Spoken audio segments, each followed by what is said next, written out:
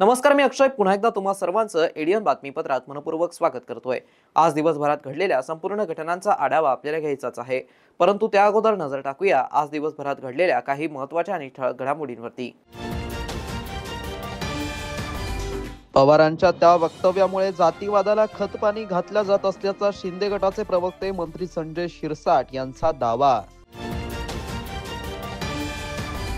मनपा शाळेतील विद्यार्थिनीने घेतली आयुक्त तथा प्रशासक यांची मुलाखत। फुटबॉल शाळा किराडपुरा नंबर 1 शाळेने दिली प्रशासक यांच्या जलश्री निवासस्थानी भेट। आता बघूया सविस्तर बातम्या। निवडणुका आल्या की पवार साहेब काही वक्तव्य करतात आणि त्यामुळे संभ्रम निर्माण होतो, तर एक प्रकारे हे वक्तव्य जातीवादाला खतपाणी घालणारे असतात, असं वक्तव्य शिवसेना प्रवक्ते तथा मंत्री संजय शिरसाट यांनी केलंय। शरद पवार साहेबांनी जे काही स्टेटमेंट केलेले आहे ते इतक्या इझिली किंवा सहजासहजी घेण्यासारखं नाहीये। पक्षामध्ये काय निर्णय घ्यायचा हा त्यांचा मुळात अधिकार आहे, ते घेतात, परंतु त्याची वाच्यता करून इतर ओबीसीमध्ये किंवा इतर समाजामध्ये संभ्रम त्यामुळे निर्माण जरूर त्यांनी केलेला आहे। त्यांच्या पक्षाची ती भूमिका असल्यामुळे तर आम्ही भाष्य करणार नाहीत, परंतु मला वाटतं निवडणुकीच्या तोंडावर पुन्हा अशा स्टेटमेंटमुळं जातीवादाला थोडं खतपाणी घातल्यासारखं होतं। ओबीसीवर अन्याय होत द्यायचा नाही, आमची सर्वांचीच भूमिका ती आहे।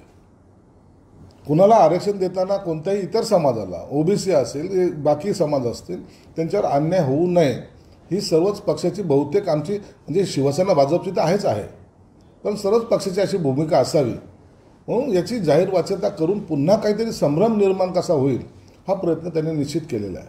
शरद पवारांबाबत वारंवार म्हटलं जातं की ते निवडणुका आल्या की संभ्रमाच आहे।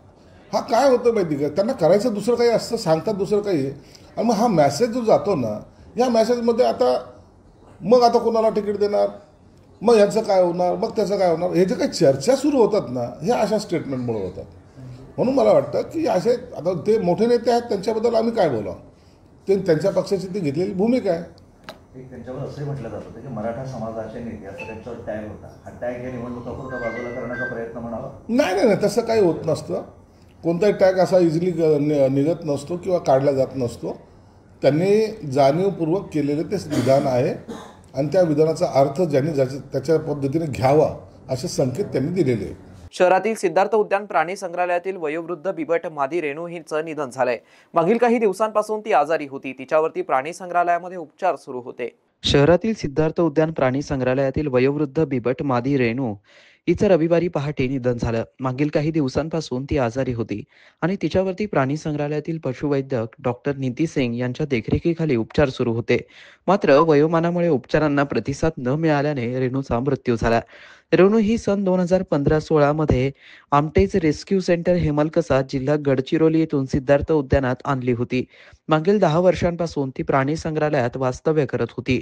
तिच्या निधनामुळे उद्यानातील कर्मचारी आणि प्राणीप्रेमींमध्ये हळहळ व्यक्त केली जात आहे।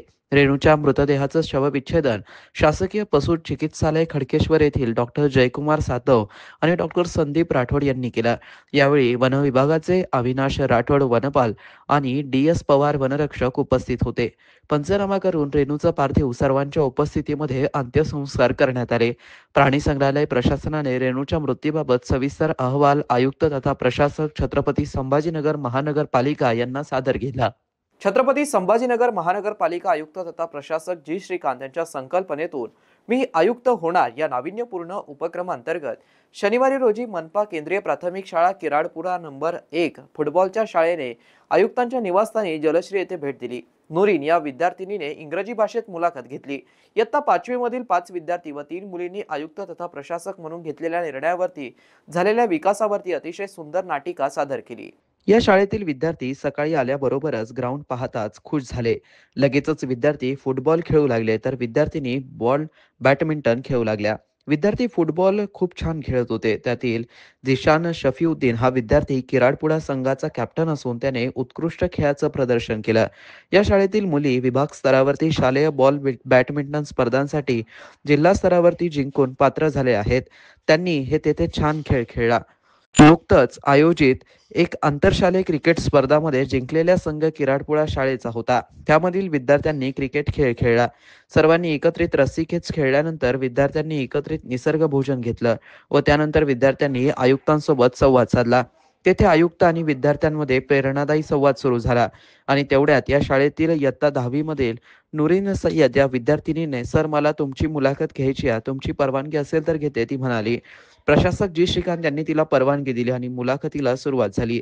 नुरीन या मुलीने इंग्रजी भाषेत आत्मविश्वासाने वेगवेगळे प्रश्न विचारून सरांचं शाळेबाबत आणि शहरामध्ये केलेल्या विकासाबाबत, पुढे असलेल्या व्हिजनबाबत मुलाखत घेतली. इयत्ता 5वी मधील 5 विद्यार्थी व 3 मुलींनी आयुक्त तथा प्रशासक म्हणून घेतलेल्या निर्णयावरती व झालेल्या विकासावरती अतिशय सुंदर नाटिका सादर केली.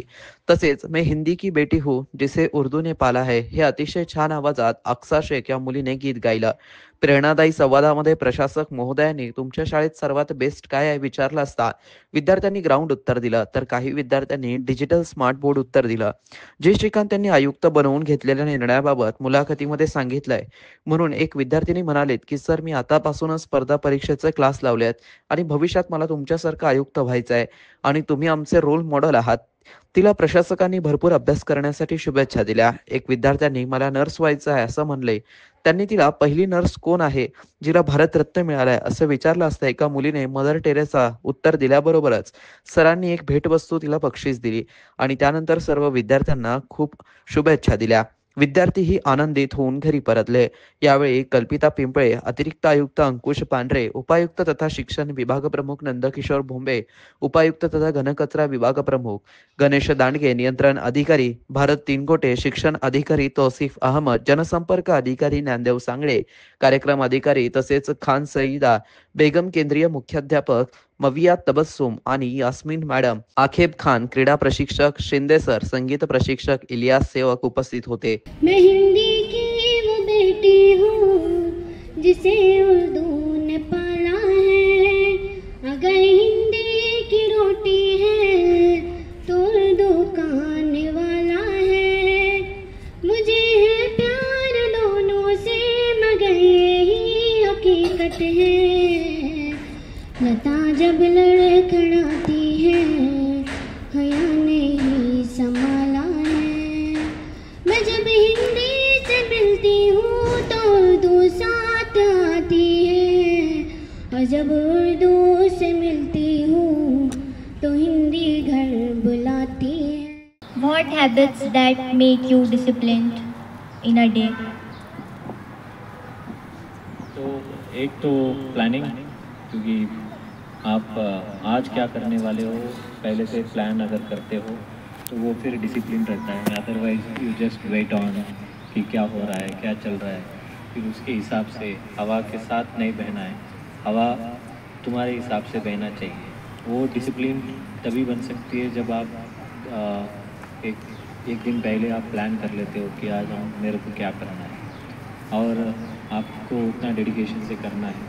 हाँ, कभी थोड़ा डिले हो सकता है, क्योंकि जिस प्रकार से हम जो जॉब में हैं उस जॉब में अनसर्टेनिटीज़ बहुत है. अचानक कुछ आ जाता है, इमरजेंसी कुछ आ जाता है. फिर भी वो आप वो याद रख के वो चीज़ें पूरा करना चाहिए. And more importantly you need to take care about your personal health, क्योंकि अभी भी काम कर रहे हैं. मैं जाके सवेरे गोल्फ खेल के आया, जो मेरा पसंदीदा गेम है. अभी मेरा पैर इंजरी होने के बाद मैं वो गेम खेल रहा हूँ. तो पर्सनल हेल्थ को बहुत ध्यान देना चाहिए और मोर इम्पॉर्टेंटली फैमिली को ज़्यादा ध्यान देना चाहिए. मैं तो तुम्हारे स्कूल में भी आ सकता था, लेकिन आपको मैं हर शनिवार हर स्कूल का एक स्कूल को यहाँ पे बुलाने का उद्देश्य यही है कि मैं तो घर पे तो रहूँगा, लेकिन फैमिली बोलती है, माँ बेटियाँ बोलती है कि तुम हर दिन काम करते हो तो फिर हमारे को टाइम कब दोगे. तो उनका कंप्लेंट रहता है, उनको भी सेटिस्फाई करना, इसलिए फिर ये सब बहुत ज़रूरी होता है. सिल्लोड नगर परिषद निवडणुकीच्या पार्श्वभूमीवरती आज शिवसेना शिंदे गटाकडून इच्छुक उमेदवारांच्या मुलाखती घेण्यात आल्या। या मुलाखती आमदार अब्दुल सत्तार यांच्या नेतृत्वाखाली पार पडल्या असून शिवसेना पदाधिकारी केशवराव पाटील तायडे, विश्वास दाभाडे, नंदकिशोर सहारे, सुदर्शन अग्रवाल, श्रीराम महाजन, देविदास लोखंडे, दुर्गाबाई पवार यांच्या उपस्थितीत हा संपूर्ण कार्यक्रम पार पडला। रविवारी दिवसभर सिल्लोड शहरातील शिवसेना भवन कार्यालयात हे मॅरेथॉन मुलाखत सत्र सुरू होतं। सकाळी 10 वाजता सुरू झालेल्या या मुलाखती दुपारी 4 वाजेपर्यंत सुरू राहिल्या। एकूण 28 नगरसेवक पदांसाठी तब्बल 172 पेक्षा अधिक इच्छुकांनी मुलाखती दिल्याने शिवसेनेतील उमेदवारांमध्ये मोठी चुरस पाहायला मिळाली। शहरातील प्रत्येक प्रभागातून इच्छुक उमेदवारांनी वाजत गाजत शक्ती प्रदर्शनाने शिवसेना भवनकडे आगमन करत मुलाखती दिल्या। उमेदवारांच्या मुलाखतीनिमित्त संपूर्ण शहर जय भवानी जय शिवराय, एकनाथराव शिंदे, आमदार अब्दुल सत्तार यांच्या जयघोषाने दुमदुमून गेला होता। जवळपास 172 इतक्या इच्छुक उमेदवारांनी आपल्या उमेदवारी मिळावी यासाठी अर्ज केला। त्यांच्या मुलाखती घेण्यात आल्या। शिवसेना पक्षाकडून आपल्याला उमेदवारी मिळावी यासाठी इच्छुक उमेदवारांनी त्यांच्या समर्थकांसह मोठ्या प्रमाणात गर्दी केली होती। मुलाखती दरम्यान प्रत्येक उमेदवाराची प्रतिमा, सामाजिक कामातील सहभाग, प्रभागाची माहिती, मागील कामगिरीचा आढावा, स्थानिक जनसंपर्क, सामाजिक गणिते तसेच पक्षनिष्ठा या मुद्द्यांवरती सखोल चर्चा करून माहिती घेण्यात आली। उमेदवारांची जनधारक क्षमता आणि कार्यकर्त्यांशी असलेले संबंध हे सुद्धा या मुलाखतीला महत्त्वाचे निकष मानले जात होते। शहरवासियांना एक सुवर्ण संधी। तुम्ही एखादा व्यवसाय करताय का? मग एडीएन वरती जाहिरात करा आणि मिळवा व्यवसायात मोठा फायदा। तर वाट कसली बघत आहात? आत्ताच खाली दिसत असलेल्या नंबरवरती संपर्क साधा। आपल्याला अजूनही काही बातम्यांचा आढावा घ्यायचा आहे, परंतु इथे वेळ झाली आहे एका छोट्याशा ब्रेकची। कुठेही जाऊ नका, पाहत रहा एडीएन न्यूज।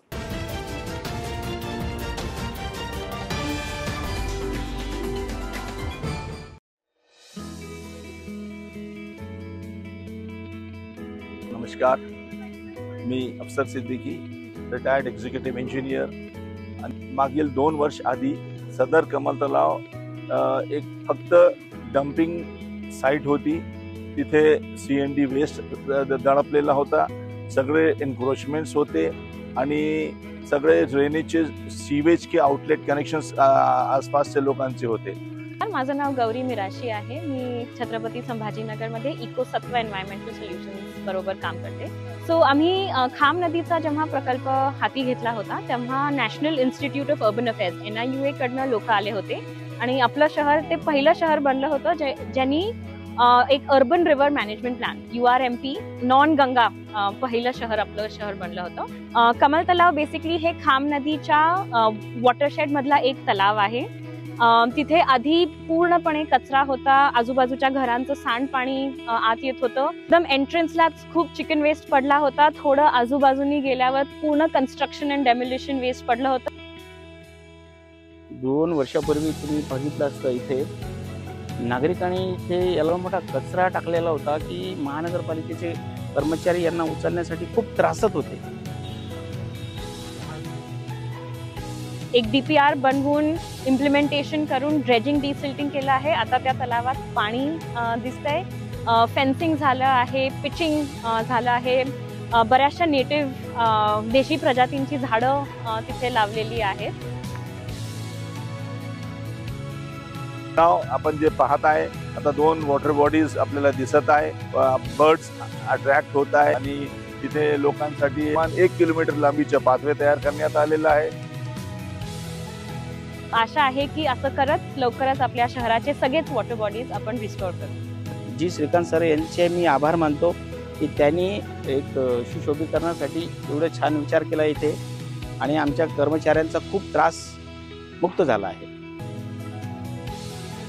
खूप आनंद होतो की आज तो प्रोजेक्ट कमिशनर सरांच्या लीडरशिप खाली पूर्ण झाला आहे।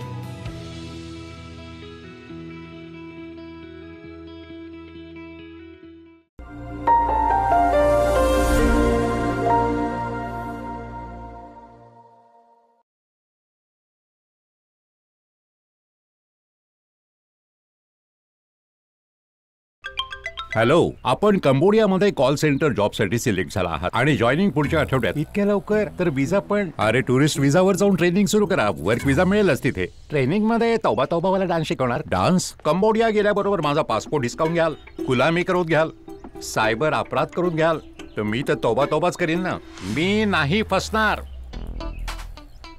कित्येक नकली एजंट विदेशी नोकरीचे आमिष दाखवून आपल्याला फसवतात.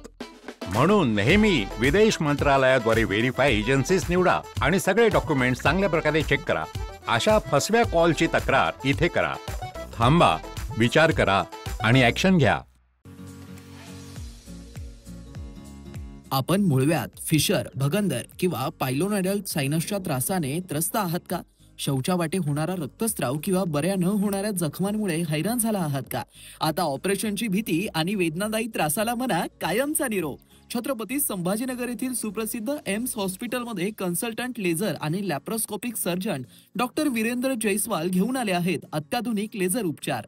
निओव्ही 1470 या प्रगत लेझर तंत्रज्ञानामुळे आता शक्य आहे विना कापाकापी आणि विना टाके उपचार. रक्तस्राव नाही आणि वेदनाही अगदी कमी. उपचारानंतर काही तासातच घरी परतण्याची सोय आणि आजार पुन्हा होण्याचा धोकाच नाही. मुळव्यात, फिशर, व्हेरिकोज व्हेन्स अशा अनेक आजारांवरती खात्रीशीर उपचार, तेही आता सवलतीच्या दरात.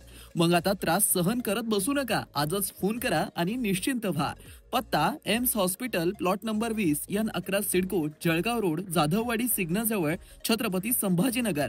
संपर्क 93 70 59 09 73. एम्स हॉस्पिटल आता आपल्या आरोग्याची काळजी घेण्यासाठी सदैव तत्पर. अनेकांच्या मनात स्वप्न असते की देशाची सेवा करायची, परंतु काही लोकच योग्य प्रशिक्षण घेऊन ते वास्तवात पूर्ण करतात. वास्तविक सैनिक बनणे सोपं काम नाही, कारण प्रशिक्षणाच्या मैदानापासून ते युद्धाच्या रणांगणापर्यंत प्रत्येक क्षण संघर्षमय असतो. फक्त जो इमानदार, समजूतदार असेल आणि ज्याची इच्छाशक्ती प्रबळ असेल असाच व्यक्ती या क्षेत्रात टिकू शकतो. प्रत्येक वर्षी अनेक परीक्षार्थ्यांना यश प्राप्त होते, ते फक्त आणि फक्त गरुड झेप अकॅडमी. पंख आम्ही देतो, उंच भरारी तुम्ही घ्या.